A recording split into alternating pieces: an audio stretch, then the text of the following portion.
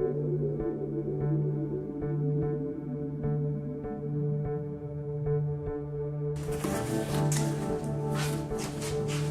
hey, how's it going? Let me guess. You're probably sitting on a toilet at work, scrolling through YouTube videos, trying not to go back to your job. Well, you're in luck, because I'm going to waste a couple more minutes of your life.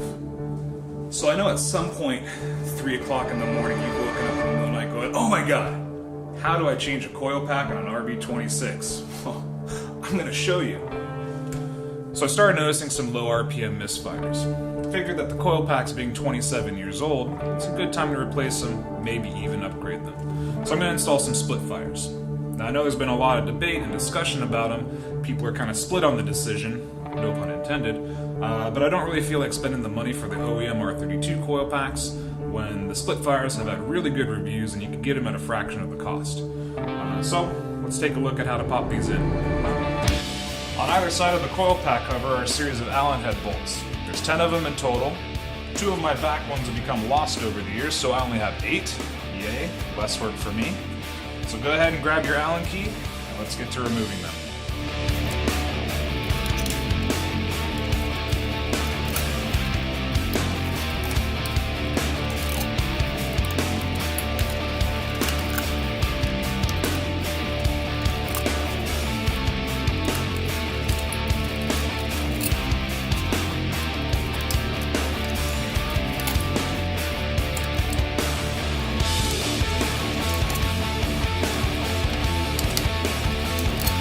At the rear of the coil pack cover is your igniter. It's held on by 4 8mm bolts. So let's go ahead and get those removed, then we'll get the wire harness unplugged.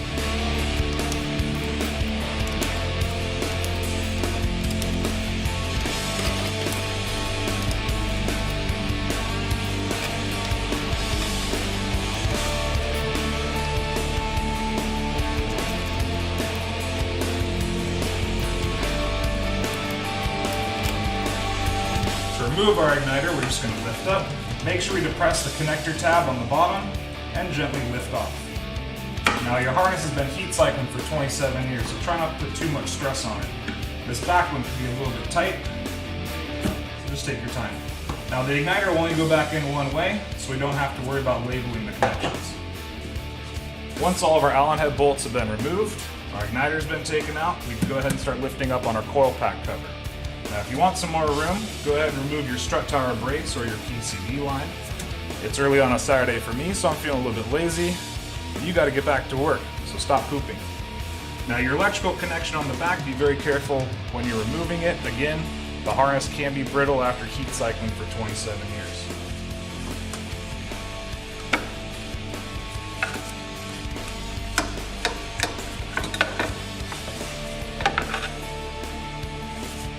Go. Now if you are going to do this, I do suggest replacing your wire harness. Mine's almost 30 years old, so all those heat cycles can take a toll. I was going to be replacing mine with a wiring specialties harness. They run about $100 online, but they're currently out of stock. Should be expecting more inventory this month though, so as soon as it does come in stock, I'll go ahead and be replacing this OEM one. The coil packs are also held in with 4 8mm bolts. So just depress the tab on your harness connector, gently lift it off your coil pack, and go ahead and remove those bolts.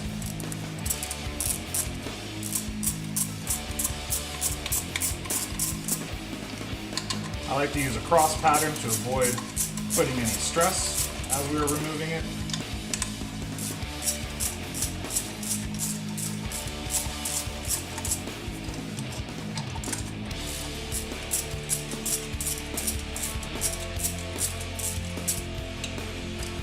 And then just gently lift up.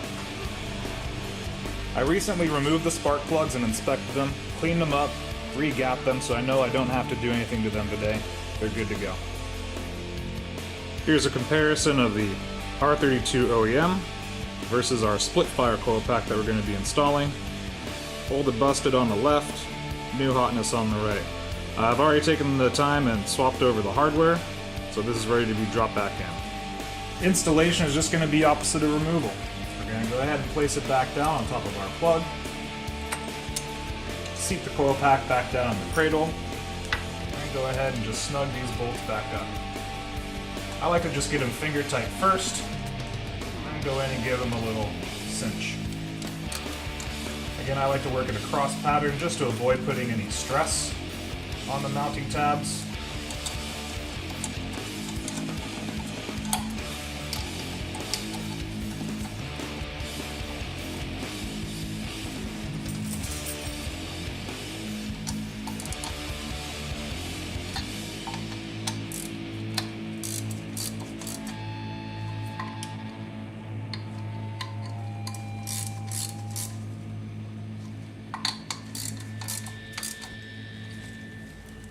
Refit your harness connector and repeat 5 more times. So in the interest of not boring the fuck out of you more than I probably already am, I took the liberty of swapping over the remaining 5 coil packs, so we're ready to button it back up. As we reinstall our coil pack cover, we want to be careful not to get our igniter connector caught. And we want to bring it up underneath and fish it through the hole in our cover.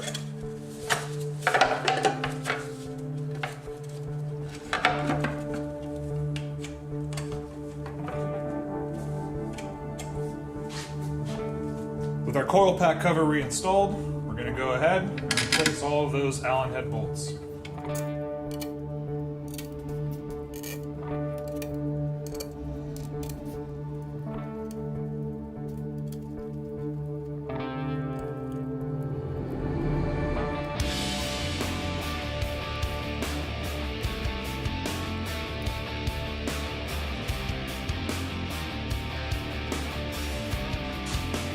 Now it's time to reinstall our igniter. Again, it only goes in one way, so we'll get it plugged into our coil pack harness first. Make sure you get that fully inserted. We'll reconnect our main harness. And now we'll reinstall the 4 8mm bolts to hold it in.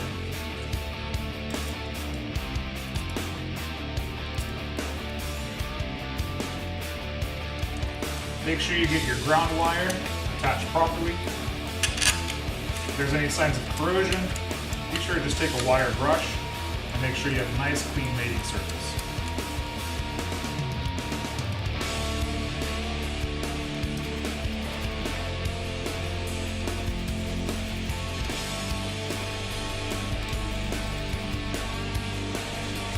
And that's it. Now let's get the engine warmed up, go take it for a drive, we'll see how it is.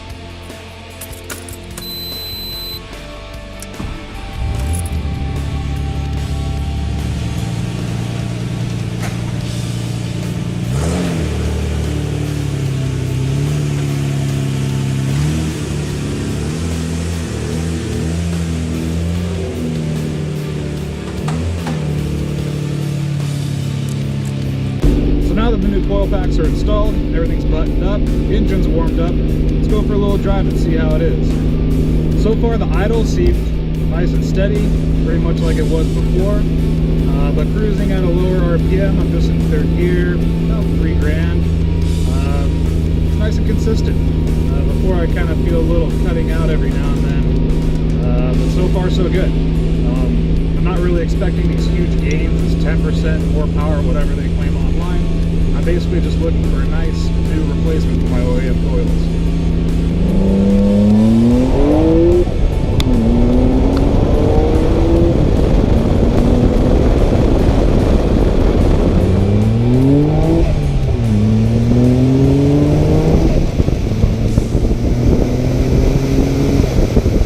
Well, it seems like everything's working properly. Appreciate you guys watching. Be sure to subscribe for more videos in the future.